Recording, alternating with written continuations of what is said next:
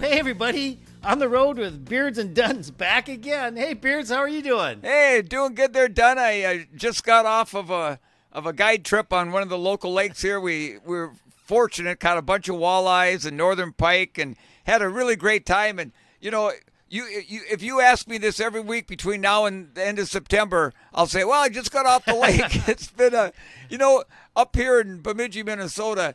You've got about 3-4 months when you got to make hay while you can. Now Beards, I got a comment. You got your hoodie on. What's the temperature there today? Well, it's actually warm here. It's like 83 degrees outside. Okay. But Dunn, I'm down in my man cave, and it's like, gosh dang, sitting in a meat locker. It's freezing. The hot air rises, the cold air goes down, so you're down in the meat locker. Oh, I'm saying, but it's like 86 here today, so it's just a beautiful day out there. But anyway, Beards, let's see what we finished up last time. If I remember right, we just both of us ran at Howard Wood. Yep. I ran the 1500. You ran the 10 mile. Then shortly thereafter, you were going to get married. But before you got married, you had a race. I did. So I was going to run the Grandma's Marathon on June 23rd of 1979, but that was the day that Mary and I were having our wedding day, and I thought, I guess better make the right choice there, Beards. Right. So there was a brand new marathon that was just starting called the Manitoba International Marathon in Winnipeg. And Winnipeg isn't that far from, here. And so I thought, well, I'll go up and run there. Now, I was trying to qualify for the 1980 Olympic Marathon Trials, right, and you had to run 2 hours, 21 minutes, and 56 seconds or faster. Well, my best was about 10 minutes slower than that. But, I'd been training good, and I thought, well, gosh, I'm going to go up there and give it a shot. So, we started, and I was with a group of probably 10, 12 runners, and it got dwindled down after about 5 or 6 miles to 4 of us. There was me and 3 invited Japanese runners that were in the marathon. So we're in a tight bunch. We're running along, and we're probably about, 17, 18 miles into the race, and we come onto this big open boulevard where there was no shade, and it was a very warm, sunny day, running in June, a marathon. And so we're coming up onto a person's aid station. It wasn't one that was actually one of the races, but there was this little old lady that had a card table out on the side of the road, and there was a bunch of sponges on there, and some were in a bucket, some were just wet sitting on there. So I'm dying of thirst, and I am thirsty. So I slowed down and I reached into the bucket and grabbed a sponge. Well, I was so thirsty, I put it in my mouth and I just sucked down on it big time and swallowed this big sponge full of soapy water. Beards, she probably brought that bucket of sponge to clean her card table off. Yeah. I know, my Lord. I'm thinking, did she just wash her car with this thing? So within about a quarter mile, I've got the biggest gut ache. I cramp up, and the 3 Japanese runners, they take off, and I just, there's nothing I can do. And so I finally came to an aid station with about 4 miles or so left to go, and I got some, real water in a cup and drank it down and swished my mouth out. I was blowing bubbles for the next half of my training tip: don't drink right. soapy water. No. Okay. So at the marathon in Manitoba in Winnipeg, you enter their big stadium there, and you do 3/4 of a lap around to the finish line. Well, I come in there, and again, we didn't have a pace vehicle in front, and we didn't have all these fancy pace vehicles like they do now. So I enter the stadium, but they had the big clock going with the running time. And I look up on it, and I'm thinking, holy cow, this is going to be close. So, Dunn, the last thing you want to do in a marathon is sprint. Yeah. So I'm pumping my arms, lifting my legs, and I come around the last corner, and I can see the finish line, and I'm running towards it, and I can see the clock, and I'm thinking, oh my gosh. Well, long story short, I come across the finish line. I had to run 2 hours, 21 minutes, and 56 seconds. I run 2 hours, 21 minutes, and 54 seconds. Wow, 2 seconds. 2 seconds kind of remind me of Boston. You got Anyway, me in 2 seconds. Yeah, yeah, no, but you done. made the trials. I did, okay. and I was so gosh dang excited. I mean, I was jumping up and down. You would have thought I just won a gold medal. Well, it was really neat. But like I remember you had really made this commitment to running, and that was your goal. So, wow, you dropped your best. Now I got to kind of do a recap. You had ran a 2:47 a couple years earlier, your first marathon. You did a couple 2:33s. You did a 2:31 in junior college. And then you just dropped it to 2:21. I dropped it about 10 minutes. Yeah. Wow. All right. So I was very fortunate, that things just kind of worked out. I mean, to go from 2:31 to 2:21, at that level, that's quite a drop. Yeah. No kidding. Well, all right. So that was the week before your wedding. Yes. All right. So week before our wedding. Then we headed out and we met you in Bone Steel, South Dakota. That's where Mary's hometown. Tell people where Bone Steel is, Dick. Yeah. So Bone Steel, South Dakota, most people have probably never heard of it. It's 150 miles southwest of Sioux Falls, South Dakota. And it's just on the west side of the Missouri River out there. And honest to goodness, if the wind is from the north and you spit, it'll land in Nebraska. That's how close they are. And it's just a little town of about, I think, 250 people. And in fact, when I first started going out there, all the streets in town, even Main Street, was a dirt road. Wow. Well, then Mary's dad became the mayor. Mm-hmm. He got paid $1 a month for being the mayor. But he got all these grants from the government, and they paved all the roads in town. They put up a new water tower. They put up a swimming, a town swimming pool for the kids. I mean, he really turned that town into something. And I still go out there, twice a year to go fishing and stuff. And I know everybody out there, so it's kind of fun. And we had a great time when you got married. Then the week after the Canadian Marathon, I was in the wedding party, and I was always really honored by that. And we got out there, and you and I started a tradition because I kind of forgot you just ran a marathon, but man, you had no ill effects because the morning of your marathon, you and I said, well, let's go for a run. And I was training pretty hard. You were right back into it. Maybe it was your first kind of run after your marathon. But well, no, Don, you know me. I mean, I after a marathon, the next morning I'd go out for about a 45-minute jog, maybe an hour the next day, and by the third day, I thought, well, time to start training again. I look back on that now. How stupid was that? I don't know. Well, you obviously had I don't know how to say it. I recovered quickly. You did. You recovered awesome. You thank your grandparents. I think you inherited some genetics there or something. But you and I went out I remember we did a 15-mile run the morning of your wedding. We did. And that was so much fun. It was just you and me out in the middle of goddamn nowhere. I can't remember. I think we kind of did an out and back because there weren't that many roads to run on. We did. We went out on a gravel road, and it was kind of up and down through hills, and we got out about 7.5, 8 miles, and we thought, well, guess we better get back for the wedding. All right. Well, we got back, and I think the coolest part of your wedding, well, yeah, it was an awesome day. We had so much fun. Yeah. But we got back, and all the groomsmen were meeting at the church, and it was a Catholic church. And I just remembered, I was pretty. We had ran 15 miles that morning, and your groomsmen were some of your old buddies and stuff. We were all there, and the Catholic priest, he had us in the back room waiting for the festivities, the service to get started. And he had a refrigerator, and he opened it up, and he goes, "Boys," he goes, "there's going to be a hot one out there today. I don't think the church is air conditioned." And he opens up the fridge, and he pulls out a 12-pack of beer. And he hands us all, I think it was Miller High Life, if I remember right. I like Miller. Anyway, he cracks them open, and we're all sitting back there going, okay. And I was loopy for your wedding, if I remember right. That was Father Igo.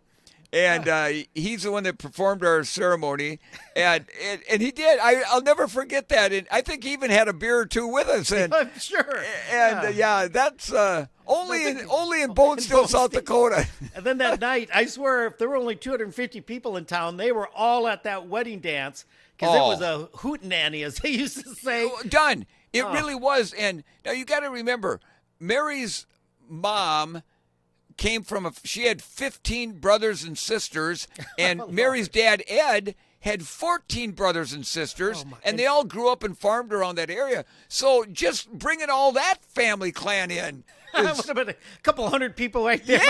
Yeah. But I'll tell you, back then I loved to dance, and wedding dances were a big thing back then. They didn't have DJs like they do now. Do you remember the name of our band we had? I don't. Leo Brodsky and the Elkhorn Valley Boys. It sounds like a John Candy movie or something like that. We had so much fun. And then do you remember this, Don? So when the band halfway through, they took a little bit of a break. So my best man at the time was a high school buddy of mine, George Ross. Mm-hmm. And George and I got up there. The guys in the band said we could use their guitars. We both played the guitar. And we both got up there and sang, "Put Another Log on the Fire," and everybody's dancing around. I tell you, I got so tired. The party was going on when I left, and I'm not sure. I think the Brant boys were there. Oh, yeah. SDSU, and those guys, they probably closed the place down knowing those two. But anyway, we had a great time. That was fun. And so that was in June, and then we kept, then I was planning to do, Winnipeg had that first-time marathon. Rapid City, South Dakota, had their first marathon ever in 1979, the Black Hills Marathon. And Lyle Clausen, a good training partner of mine, and Lyle was a high school coach when I was in high school. And we would train together when I was in college. He and the Bills boys and I would go out for 20-mile runs. Well, Lyle and I said, Lyle, I'm thinking of doing this Black Hills Marathon. And it had a reputation of being a fairly downhill course. Right. But all the downhill came in about a 1 mile stretch. Oh, brutal. It is. Just right outside of Rapid City, they call it the Fish Hatchery. It's Rimrock Canyon, Highway 44. If you ever go out there, it's a great place to go visit. Mount Rushmore. Beautiful. Oh, great. Reptile Gardens, all the touristy things. But as you're coming in from like Deadwood on Highway 385, you turn onto Highway 44, coming into Rapid City, all at once, the hill it's a mile long. I always said if you had a skateboard at the top, oh my God, you'd be going about 50 miles an hour by the time you got to the bottom. So that came at about the 15-mile mark. But anyway, I thought, man, maybe I'm going to try to qualify for the 80 trials as well. And so I had trained well that summer. And whenever I did long runs or hard, I'd hammer the downhills. Just hammer the downhills, trying to like toughen up my quads, because I knew that Black Hills Marathon had quite a bit of downhill running in it, which would be helpful for pace, absolutely, going faster. But you pay a price, as you know, like Boston beats you up sometimes with the downhill. Right. So we got out there, and my fiance Karen came with me, and Lyle and his wife, and we got there the day before, of course.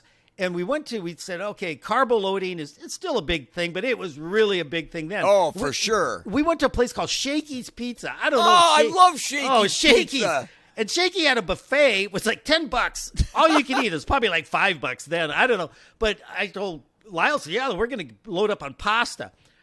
Beards, I'd never eaten so much pasta in my life. I mean, I'm thinking, man, I'm running a marathon tomorrow. I don't want to run out of gas. And so I'm just stuffing myself. Finally, you get to the point where you go, I can't even swallow anymore. I'm just, you're going to have to roll me out of here. And so we got out of there, probably at 6 p.m. or whatever.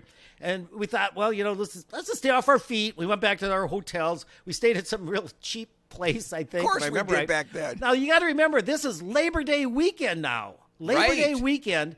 And I don't know if you know it's hot weather. And the race director was a guy named Sheldon Sherborne was his name. And he planned, the race started at 6 a.m. to beat the heat. Sure. They started up at the Pictola Reservoir, which is up in the mountains, as you know. It's kind of chilly. Right. And we got up there. We had to get up at 4 a.m. and drive the basically 25 miles, it was about 20 from where we were staying, to the starting line and get there enough time to kind of jog around and warm up. And as you know, Beard, you always want to, get moving a little bit, because you want to, how do I say this gracefully? Have your morning constitutional, whatever. Yes. You want to get that out of the way.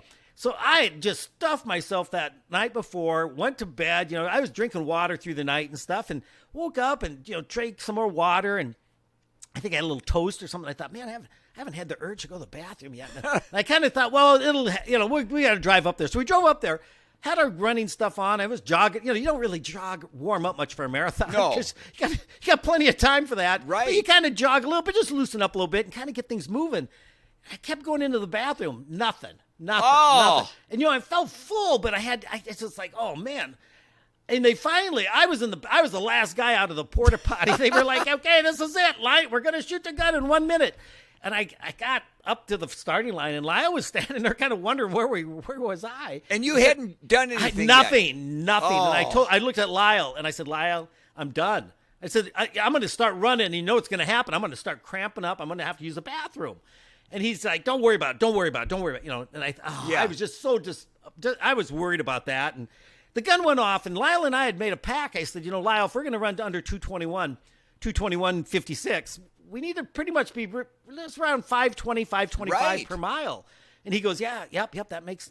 So, you don't want to get too far behind that. So we went out through the first mile, and I was really worried about, pacing it right. And we went through the mile in 540. Which is, Were you a little concerned at that point? Yeah, I thought, well, it's only the first mile, and it's 6 a.m. Was there anybody with you, or was it just you and Lyle? No, there was a group of about 6, 7, 8 guys. Yeah. We're all just running along, and I thought, all right, maybe things will kind of, we're warming up now. And we go through the next mile. Beards, I am not kidding. It was 11 minutes and like 20 seconds. It was another 540. Jeepers. And I thought, man, we're already 40 seconds behind the 8 ball here. Right. And Beards, I kid you not, I kind of was, I don't think I was mad, but I was kind of like, this is ridiculous. Right. I took off. I just noticeably picked up and nobody went with you? Not a soul. Wow. So I made my move at the 2 mile mark.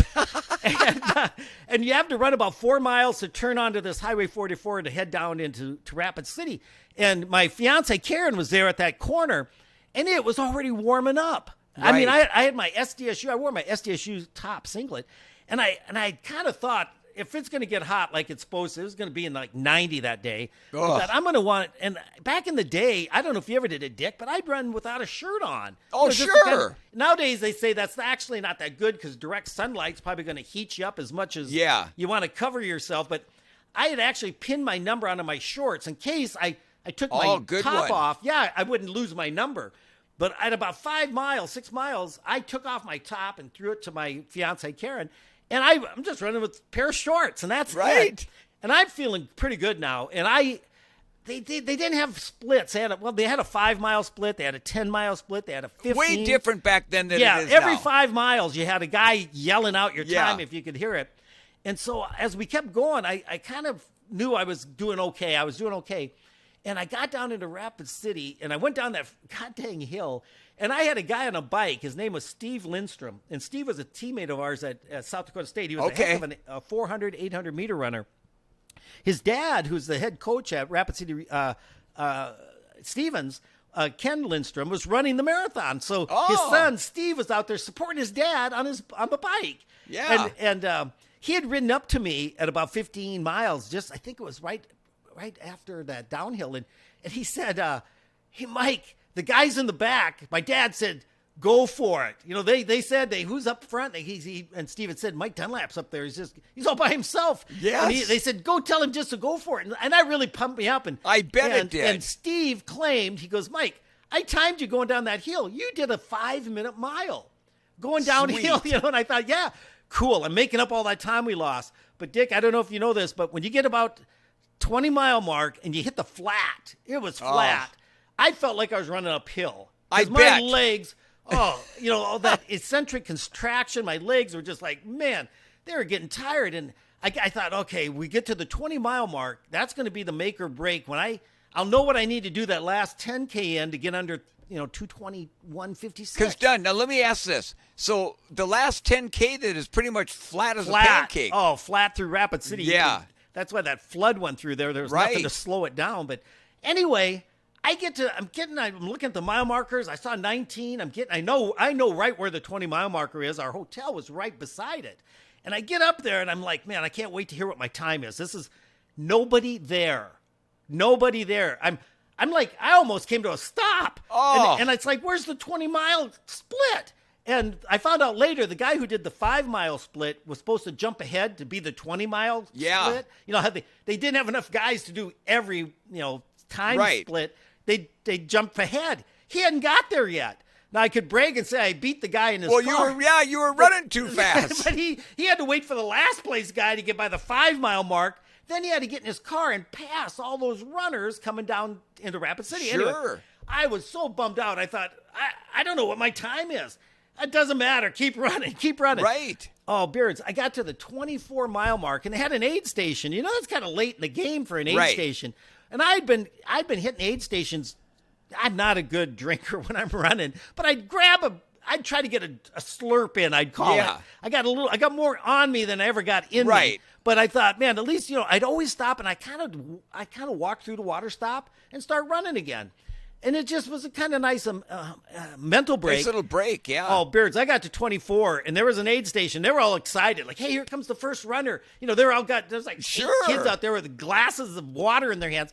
And I thought, if I stop here, I may not get started again. I mean, that's how I hit the wall at about 24. And as I turned, there was 2 miles to go back to the Civic Center in Rapid City. They had a guy on a bike now leading me because it was kind of through a traffic area. They had the roads closed. And I tell you what, that guy on the bike, I don't know. When you're running behind somebody on the bike, it feels like I was running in molasses. I couldn't, I was like, oh man. Now, a lot of people have asked me over the years when I've told them this story, they'll say, well, why didn't you just look at your watch? Now, you got to remember, in 1979, I'm 22 years old. You know what a chronograph stopwatch on your wrist would have cost? No kidding. More money than I had. Right. They were like $50. Now you buy them for like $5, you throw them away, and the battery goes dead. I had no concept. We didn't have a timer. No. Anyway, and as I'm running that last mile, and I see the Civic Center, and I have to go around the darn thing, and I'm just thinking, there's no way I'm going to make it. I'm just dying out here. And so I get to the finish line, and they had no clocks, nothing. No. And I came across the finish line. I was happy I won the goddamn race, but I thought, I really, like, what is and the race director, Sheldon Sherburne, walked up to me, and he puts he's patting me on the back. Oh, Mike, you did a great job. You did a great job. He goes, and here's your time. And he held this wristwatch. It's like the one we used on track. Right. You push the button, it had the sweep second hand. It also had an hour dial, which was real tiny. And then it had, hours, minutes, and seconds.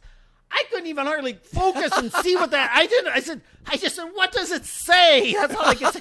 And he goes, it says 2:20:31. Wow. Oh my God. Hallelujah again. I was like, I couldn't believe I thought I was like way past 2:21:56. So I qualified. I qualified for the trials. And excuse me for interrupting. Wasn't I out there? You came a year or two later to help do radio. Okay. It wasn't that race I was at. No. Okay. Yeah, they brought you in as a guest commentator. I and Bob Wiskowski did radio for the marathon. That was a hoot. Okay, so you finished you qualified. I qualified. And I am just on cloud 9. I mean, you know how the adrenaline and the endorphins kick in. And I tell you, I was so dry I couldn't even spit. It was getting hot. Now, you got to remember, it's 8:20 in the morning. I have just ran 26 miles. I've ran a marathon. Most people are just getting out of bed. Exactly. And things started at 6 a.m., but we beat the heat. Most of us beat the heat. Right. But one of the sponsors of the marathon was like the pop distributor, like Pepsi or Coke. I don't remember which one. And they had these horse tanks, like the water tanks they use for animals. They had them full of ice and just hundreds and hundreds of cans of soda. Whatever you wanted. It was just help yourself. It's free to all the runners, And Bears, I was so thirsty, and I was bonked, so I was hypoglycemic. I was, I needed sugar. And I reached in, and I saw a can of Squirt. And as a kid, it's kind of sour. It's got that grapefruit. But it just sounded, and I took that, cracked it open. I didn't even taste that one. Bears, I reached in and grabbed another one. I cracked it. I didn't even taste that one. Beards, 4 cans of Squirt. Oh, my God. All within about 5 minutes. I am not exaggerating. I mean, it tasted so good. I bet it did. Well, had I mentioned to you, I hadn't gone to the bathroom. I didn't have to go that whole race. I cannot believe you didn't have to stop somewhere along the way. Beards, but all that sugar hit my gut. And when you're trying to, your body's like, what the hell are we going there's too much Right. sugar in here. And it starts pulling fluid into your gut to help dilute it. Well, next thing I know, lucky the Civic Center had a huge restroom. They had a locker room. And I spent the next hour, and it was getting rid of your pizza. Oh my gosh! I tell you, I was so happy and so miserable all at the same time. I bet. And it was one of those things, and I had my duffel bag in there, and finally I had a moment of relaxation where I went and showered. And guys are coming in. Lyle finished third. Lyle Klaus, my buddy, ran 2:28. Second place was 2:26. So I had won by like 6-7 minutes. Yeah. And so I was I was on cloud 9.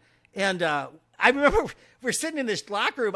They had some plastic chairs, they're kind of made out of vinyl or whatever. Yeah. And I took one of those off the stack and just sat in the shower sitting. I didn't want to stand because it was, oh man, I was naked. Oh, I was hurting.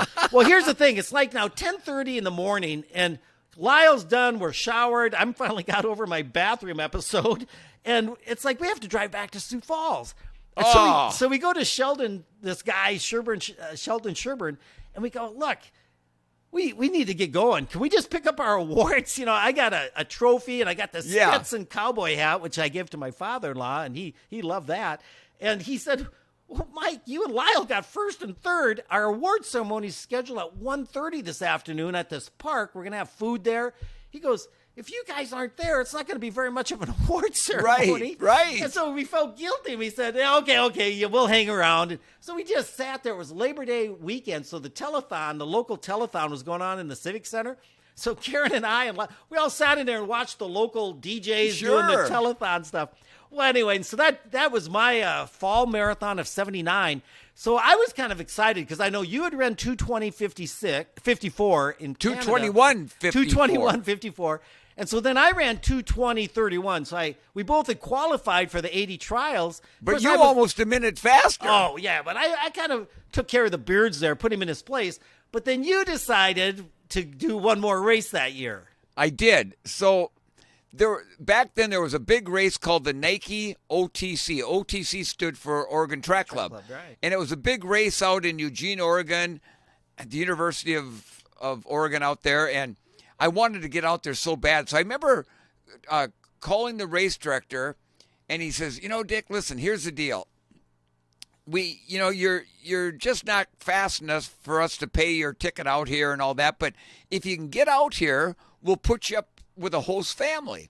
Well, I'm just newly married. I didn't have money to, a coin to throw in a bucket. And so one of my roommates in college, Bob Franzen, he was from a little town in east central Minnesota, and his dad was a very successful businessman and whatnot. And so I thought, I've always said this to myself and others that would ever want to listen, is that, if all you got to do is ask somebody if they can help you out, what's the worst thing they can say is, yeah, sorry, I'm not interested. Right. So, done. So I wrote this letter to Bob's dad, Dennis Franzen, and I think the cost of an airline ticket was $250 round trip ticket. So, and I found that out. So I said, dear Mr. Franzen, I'm trying to get out there. I'm trying to break 2 hours and 20 minutes.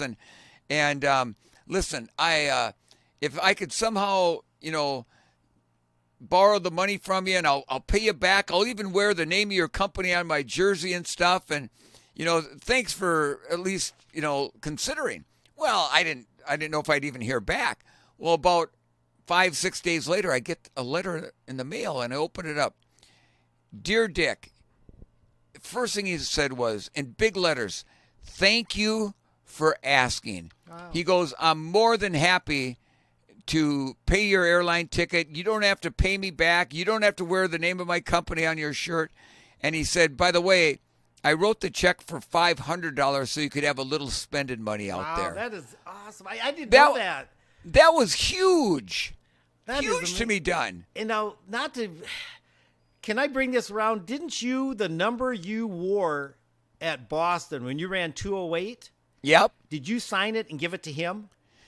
I did. I knew that. Yes. I knew that. Was that just kind of what you just felt like that guy? Well, here's what happened, Dunn. we're jumping ahead just a little bit. But I know. So after I won the Grandma's Marathon in 1981, I ran 209.36. So Mary and I were still living in the one-bedroom apartment there in Excelsior, and Bob's dad, Dennis, called me up. He says, Dick, listen.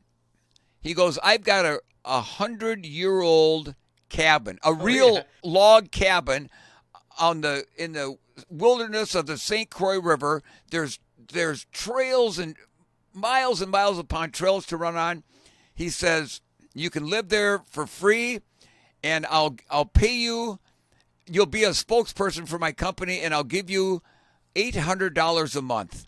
Well, who wouldn't jump on something like that? So he was, I don't want to use the word sugar daddy. He was a sponsor. He saw your potential. He wanted to see how far you could go with this. Well, and he wanted to help. Yeah, yes, he wanted to help me out. Yeah. And so after Boston, I'll never forget this. Boston's on a Monday. We leave on, I had to do some stuff with New Balance on Tuesday. So Wednesday we fly back. So we drive from the airport and down in Minneapolis, St. Paul, and we come into the little town of Rush City at about midnight.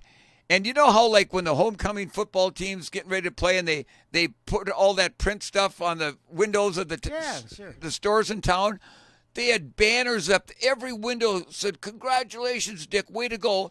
The next day, I had to be at the high school. Mary and I did it at 11 o'clock in the morning. The whole town was in the high school. The high school band learned how to play the song Chariots of Fire in about a day and a half. They bring me up on stage. They give Mary this big bouquet of flowers. They give me a key to the town of Rush City. Yeah. And Governor, I think it was Governor Perpich at the time, proclaimed that day as Dick Beardsley Day in Minnesota. Dennis got all this done in 2 days. I'm still almost speechless when I think about it. So this is now what, September of 79 when you go to Nike OTC? Yes, that was September of 79. With his support, you were able to get the ticket. You got out there. Yes. What was the race? You know, I know your time, but I can't remember how you placed. Do you remember much about the race? I don't, to be honest with you. I remember you ran through the streets of Eugene and Springfield, Oregon, and then you finished on the famous, what's the name of the track? Hayward Field. Hayward Field. Yeah. So you finished on the track. I don't remember much about that race other than I was hoping to run a sub 220 because back then that was kind of like for a miler to break 4 minutes. Right. If you're going to break into the big time, you had to get under 20. I ran, I think, 2 hours, 20 minutes, and 22 seconds. Yeah, I remember because you beat my time then by 9 seconds. So we had this little rivalry, in college. Now in the marathon game, it's like, okay, Dick ran 221. I ran 220. Dick runs 220. And it's like, son of a gun. Well, done. My number one goal going in was to try to break 220, but the one before that was just to make sure I was a little bit faster than you were. Thanks a lot. That's your motivation. I'm glad I could help. Exactly. That, and so let's just kind of, and Dick, if in case the listeners don't know, but if we haven't brought it up, you actually have to this day, I believe, for a man, the Guinness Book of World Records for consecutive personal best. So when you look at your times, you start with a 247. Then you ran a 233 and change and a 233 with a little less change. Right. Then the 231. Then the 221. Yep. 54. Now you've got a 220. So I'm kind of counting. That's like, what's that, 6 PRs in a row.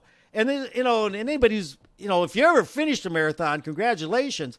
And if you ever, every time you run one, you go, man, I ran a little faster than I did before.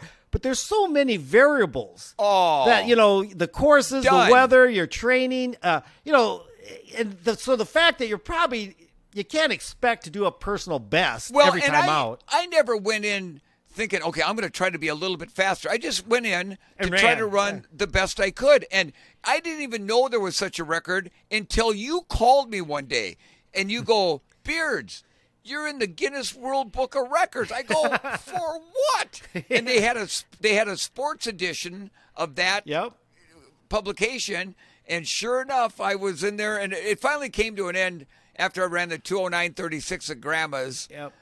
You messed up because then you went to Stockholm, if I remember right, and ran like 2:14. Yeah. You loser. I know.